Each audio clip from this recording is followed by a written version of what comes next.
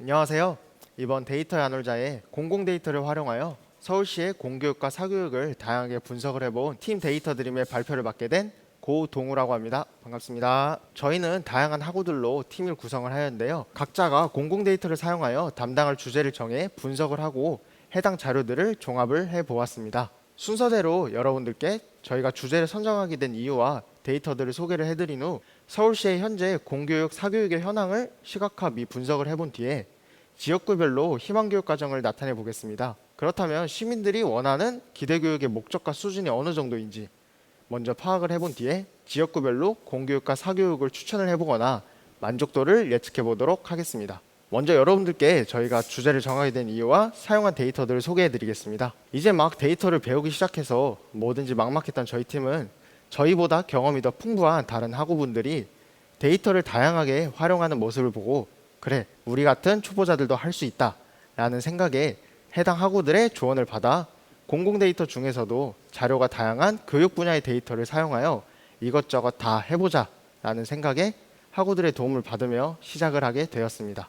저희 대학생들이 데이터를 구하기에는 아무래도 공공 데이터가 가장 접근성이 높으며 구하기 쉬워 모든 데이터는 공공 데이터에서 구했는데요. 서울시 교육환경의 만족도 통계, 기대교육의 수준 등 교육과 관련된 데이터란 데이터는 모두 찾아보았습니다. 다만 데이터는 성공적으로 수집하였지만 역시 모든 게 쉽지는 않았듯 다운로드 받은 파일을 이제 CSV 파일의 형태로 변환을 하는데 어려움이 있었습니다. 한글이 깨지기도 하고 열 항목이 여러 개라 제대로 변환되지 않는 경우 등 뭐든지 계획대로 흘러가지는 않더군요. 해서 위 같은 경우는 열 항목을 지워 일일이 변환할 값을 입력한 경우도 있었습니다. 해서 모든 데이터는 준비를 마쳤습니다. 그럼 이제 무슨 프로그램들을 사용할 것이냐? 저희는 데이터 전처리나 분석에는 용이하다고 많이 알려진 R과 파이썬을 사용하였습니다. 그리고 시각화 부분에서는 대표적으로 잘 알려진 도구인 태블로와 엘라스틱을 사용하였는데요. 엘라스틱 같은 경우는 다소 생소하실 수도 있으니 많은 양의 데이터를 자체 내에서 여러 타입을 지정을 해 전처리도 가능하고 맵이나 그래프 등 다양한 시각화를 할 수 있는 프로그램이라고 생각해 주시면 될 것 같습니다. 그럼 이제 서울시 공교육 사교육의 현황에 대해 소개를 해드리겠습니다. 현황을 자세히 알기 위해 연도별로 서울시의 학원 수의 변화를 보고 그렇다면 지역구별로 학교와 학원 수가 얼마나 있는지 그리고 학생 수, 학교 수에 대비해 학원의 분포가 얼마나 있는지 순서대로 알아보도록 하겠습니다.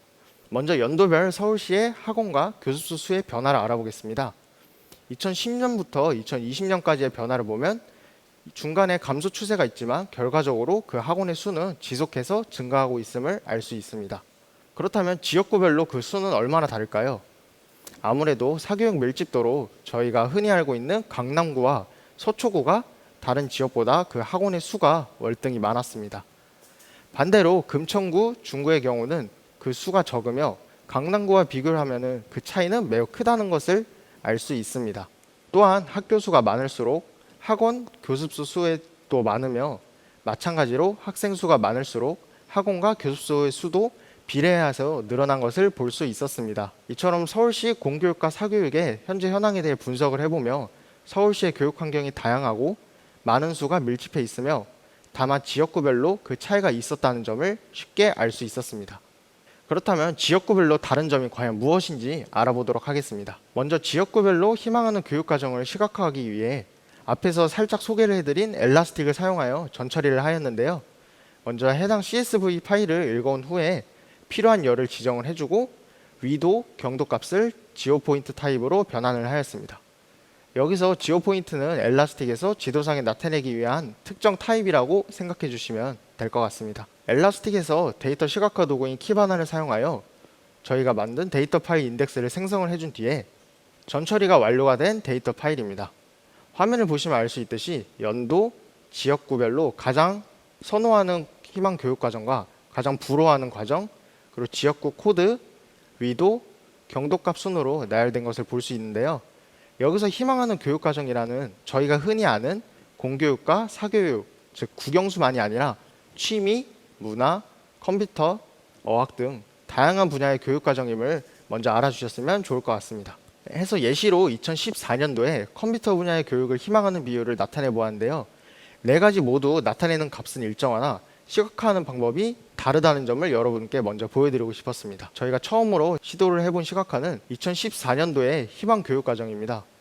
지역구마다 희망하는 의미에서 하트 표시로 표시를 나타내 보았는데요. 해당 표시로는 어느 지역구가 어떤 교육과정을 희망하는지 아무래도 한눈에 보기 어렵죠. 해서 더 나은 방법으로 맵을 더 확대를 하고 하트 표시를 제거하여 눈에 더 쉽게 들어오게 바꾸었습니다. 이같이 여러 시각화를 해보며 데이터를 보다 더 효과적으로 나타낼 수 있는 방법이 무궁무진하다는 점을 다시금 느꼈습니다. 분석을 해본 결과 2014년도 지역구별로 희망하는 교육과정은 취미, 문화, 교양, 여가 분야를 희망하는 지역구가 가장 많다는 것을 쉽게 알 수 있었습니다. 그렇다면 2016년도는 어떨까요? 2014년과 유사하게 문화, 예술, 스포츠가 모든 지역구 만장일치로 희망하는 교육과정이었습니다. 학생을 포함한 모든 시민들이 모두 꼭 국영수 교육과정에 관심이 있는 것이 아니라 문화나 여가생활 쪽에 관심이 많다는 것으로 추정을 해볼 수 있었습니다. 그렇다면 비희망하는 교육과정 무엇일까요? 2014년도에는 지역구마다 다르지만 대다수의 지역구에서 정규과정을 비희망한다는 것을 알 수 있었습니다. 그럼 2016년도의 비희망 교육과정은 예상이 가시나요? 역시나 정규과정을 비희망하는 비율이 가장 높았습니다. 2014년도와 2016년도 2년 동안에 시민들이 희망하는 교육과정과 비희망하는 교육과정이 크게 달라지지 않았다라고 결론을 낼 수 있었습니다. 이제 그럼 지역구별로 사람들이 희망하는 교육과정을 알아보았으니 원하는 기대교육의 목적과 수준이 어느 정도인지 알아보도록 하겠습니다. 사용한 데이터입니다. 서울시 학부모 그리고 학생 각각을 대상으로 조사한 기대교육 데이터를 사용하였는데요. 하지만 학부모 데이터를 보시면 아시다시피 파일 변환이 이번에도 순탄치만은 않았습니다. 해서 위 데이터 역시 아래 학생의 기대교육 데이터처럼 변환을 할 필요가 있었습니다. 해서 해당 데이터들을 사용을 해본 결과 이번에도 엘라스틱을 사용해서 시각화를 나타내 보았는데요. 기대교육의 목적은 아무래도 부모의 마음이란 게 다 같은지 높은 비율의 답변에 한 곳에 몰려있는 현상을 볼 수 있었습니다. 또한 기대교육의 수준 역시 4년제 이상의 대학교가 답변이 가장 많았습니다.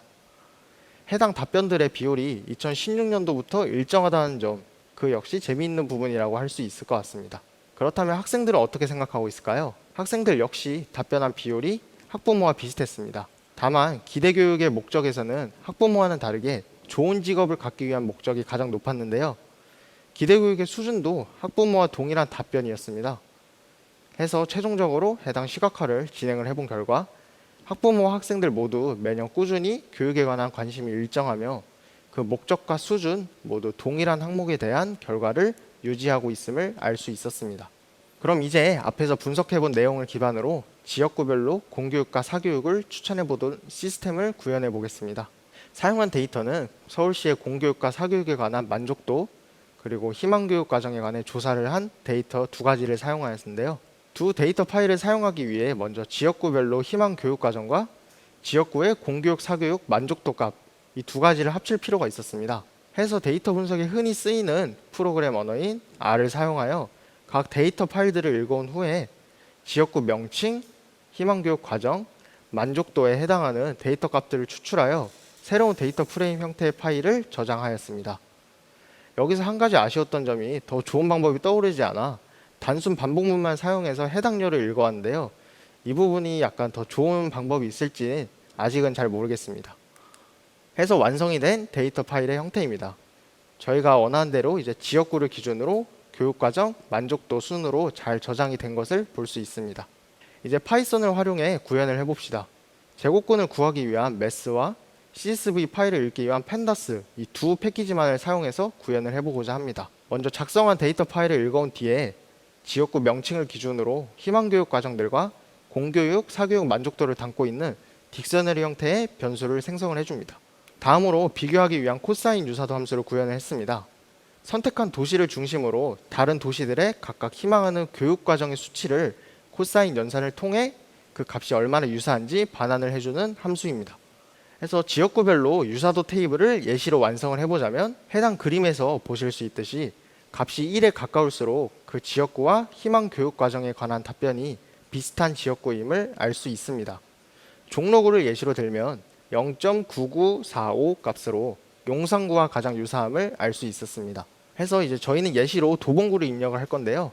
도봉구를 제외한 다른 지역구들이 어디인지 먼저 명칭을 지정을 해주고 각 지역구들과 유사도 값이 무엇인지 결과를 추려냅니다.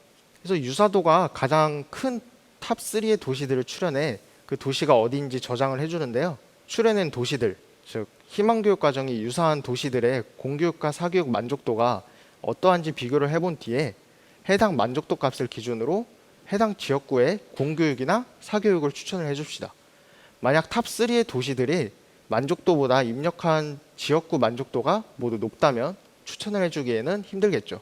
반대로 더 낮다면 이제 공교육 만족도와 사교육 만족도의 상대값을 구해 비교를 해본 뒤에 더 상대값이 높은 분야 쪽으로 추천을 해주면 될 것 같습니다. 그래서 비교 도시의 사교육 만족도 값이 높아 사교육을 추천해준다 하면은 해당 도시의 희망교육 과정을 토대로 사교육 과정을 추천을 해주면 되겠죠. 그래서 최종 결과를 출력을 해보자면 저희가 도봉구를 입력했을 때 유사 도시들에 비해 사교육 만족도가 낮았고 사교육 교육 과정을 추천을 해보자면 문화예술교육, 인문교양교육, 직업능력 향상교육 분야를 추천해주는 것을 알 수 있습니다. 그러면 다른 지역은 어떨까요? 용산구의 경우는 유사 도시와 비교해본 결과 공교육 만족도가 낮아 정규교육 과정을 추천을 해줍니다. 반대로 구로구의 경우는 출연했던 유사 도시들과 비교해본 결과 공교육과 사교육 만족도 둘 다 모두 높아 시민들의 희망교육 과정에 대한 만족도가 충분히 높다고 판단하여 딱히 추천을 해주지 않는 것을 볼 수 있습니다. 이상으로 유사도 함수를 사용해 지역구별로 필요한 공교육이나 사교육을 추천해보는 시스템을 구현해 보았는데요. 3가지 한계점이 있었습니다. 우선 첫 번째로 희망교육 과정을 조사한 데이터는 2016년도, 그리고 만족도를 조사한 데이터는 2020년이었다는 점, 그리고 두 번째로 만족도의 상대값이 둘 다 높은 경우 예시로 구로구가 있었죠. 이 경우에는 유사한 지역구를 토대로 교육 과정을 추천할 수 없었다는 점, 그리고 마지막으로 지역구마다 특색이 존재하기에 희망교육 과정이 유사한 지역구를 기반으로 교육 과정을 추천한다 하더라도 해당 만족도가 상승할 거라는 근거로는 부족하다는 점이 있었습니다. 이제 마지막으로 앞에서 공교육이나 사교육을 추천해 보았다면 이번에는 해당 지역구의 공교육, 사교육 만족도가 연도별로 어떻게 변화했는지 알아보고 그 만족도를 예측해 보도록 하겠습니다. 이 역시 이제 지역구별 공교육, 사교육 만족도 데이터와 지역구별 학원의 종류에 관한 데이터를 사용하였는데요. 파이썬에 내장된 라이브러리 함수를 이용해 우선은 만족도의 항목별로 수치값을 히스토그램을 통해 살펴봤습니다. 그 후 파이썬에서 머신러닝을 분석할 때 유용하게 쓰이는 패키지로 유명한 scikit-learn을 사용해서 학습용 데이터셋과 시험해볼 데이터셋 두 가지를 분리를 시켜줍니다. 해서 분리된 데이터셋의 히스토그램을 확인해 보는데요. 여기서 파란색이 이제 분리하기 전 전체 데이터셋이며 주황색이 학습용 데이터셋, 그리고 초록색이 테스트용 데이터셋임을 알 수 있습니다. 이제 학습을 위해 공교육 환경과 다른 요소들의 상관관계를 분석을 합니다. 사교육의 접근성과 사교육의 질, 그리고 비용 순으로 상관계수가 높음을 알 수 있습니다. 이제 예측할 부분인 공교육 만족도를 드랍 함수를 통해 분리를 시켜준 뒤에 이제 데이터 파일에서 나왔던 지역구 순, 종로구, 중구, 용산구 순으로 데이터 학습을 위한 파이프라인을 생성을 해줍니다.